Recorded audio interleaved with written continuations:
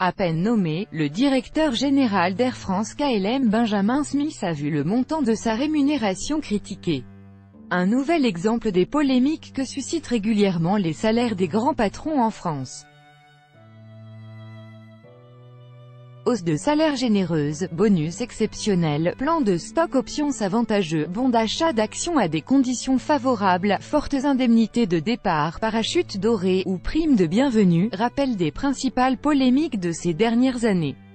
Air France KLM. Selon plusieurs médias, la rémunération totale, incluant part fixe, part variable et éventuels bonus différés, de Benjamin Smith, jusqu'ici numéro 2 d'Air Canada, a été triplée par rapport à celle de son prédécesseur Jean-Marc Janaillac, à plus de 3 millions d'euros par an.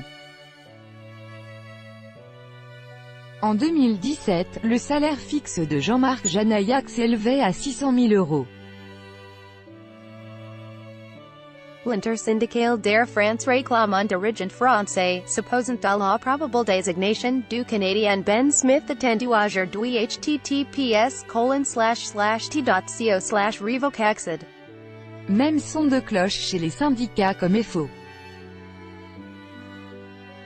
300% d'augmentation pour un candidat qui n'a encore rien démontré. https://cht.co/bou32rpkvx FO Air France @FO-BAF Auguste 15, 2018 Carrefour. En juin 2018, l'ancien patron de Carrefour Georges Plassard renonce à une indemnité de départ de près de 4 millions d'euros, sous la pression du gouvernement après l'indignation des syndicats, et compte tenu des déboires du groupe français de distribution.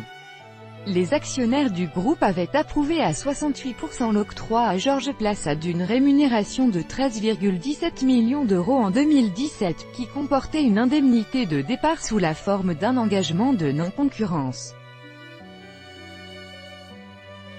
Passage en force à Renault. Le 29 avril 2016, l'Assemblée générale des actionnaires de Renault rejet par 54% des voix le niveau de rémunération du PDG Carlos Ghosn fixé pour l'exercice 2015 à un total de 7,25 millions d'euros, en hausse de 0,49% sur 2014.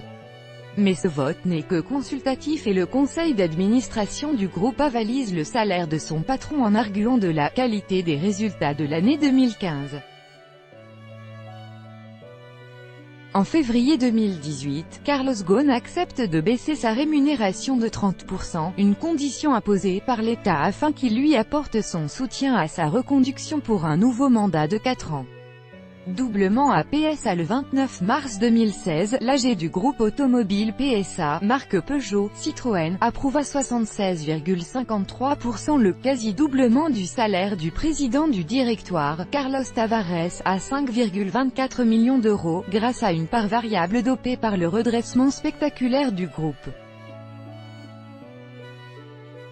La hausse provoque un tollé parmi les syndicats, tandis que le ministre de l'économie de l'époque, Emmanuel Macron, estime que Carlos Tavares a tort de faire abstraction de la sensibilité des Français sur ce sujet.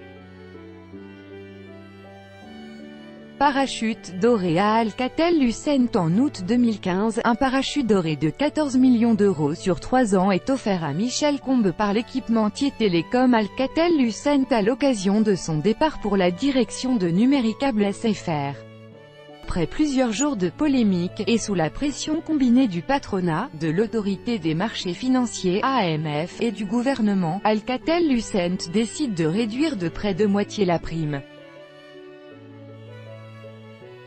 Prime de bienvenue à Sanofi. En février 2015, syndicats et petits actionnaires s'élèvent contre la prime de bienvenue de 4 millions d'euros reçue par le nouveau directeur général, Olivier Brandicourt, en compensation des avantages auxquels il a renoncé en quittant son précédent employeur, le groupe allemand Bayer. À cette somme s'ajoutent près de 3 millions d'euros versés par Sanofi à son prédécesseur, Chris Wiebecker, comme indemnité après son éviction. Porte-parole du gouvernement de Manuel Valls, Stéphane Le Foll juge ces pratiques incompréhensibles. Retraite chapeau à PSA. Le terme de « retraite chapeau » désigne des rémunérations disparates versées le plus souvent aux cadres de très haut niveau après leur départ de l'entreprise. En novembre 2013, le patron sortant de PSA Philippe Varin renonce aux 21 millions d'euros prévus par le constructeur pour sa retraite chapeau face à l'avalanche de critiques alors qu'il s'apprête à céder la direction du groupe automobile en difficulté. Il finira tout de même par toucher une retraite chapeau de près de 300 000 euros, révélera en mai 2015 le site deontofie.com.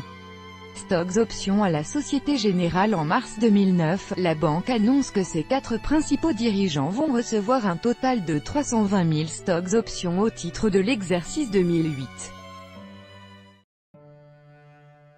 L'annonce déclenche un tollé alors que la Société Générale a bénéficié de l'aide de l'État pour traverser la crise financière. Les dirigeants renoncent à ces stocks options, sous pression du gouvernement de François Fillon qui menace de légiférer sur le sujet.